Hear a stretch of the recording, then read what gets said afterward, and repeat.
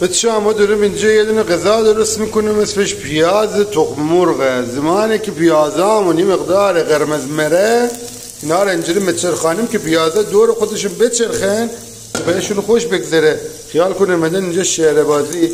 اینو میام چکار میکنیم پیاز داغش اینجوری میکنیم. الان این پیاز داغ ما داره اینجوری دیگه کرده مره. حالا ما الان میام چکار میکنیم میام دونه دونه تخم مرغا رو میانه میشکنم.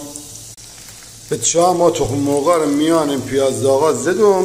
حالا منتظرم که اینا چی برن بچه ها این مقدار پخته برن. زمانی که پخته مره ما اینا رو یه تکانشون میدم که اینا چیکار کنن قشنگ بپزن بعد مخوره و نظرمو واسه شما میگم. خب بچه ها این الان دیگه کار آخرم میخوام الان بخورم نظرم به شما بگم. بذار که آماده میکنیم میریم اینجا مریزیم میان ظرف آماده میشه ببینیم چجوری میره به درد خوردن مخوره یا نمیخوره. من میخوام یه دونه لقمه درست کنم. این چون ما بیشتر دو تا دست ندارم نمیدونم اینا چجوری این کارا رو میکنن. اینو میریزم روی اینجا. ما یک باب اسفنجی هم اینجا داریم. باب اسفنجی دو تا سوراخ داره میان سوراخاش چیزای میاد. ما بهش میگیم نمک بزنیم.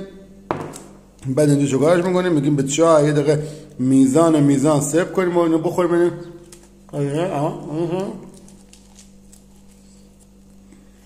میزان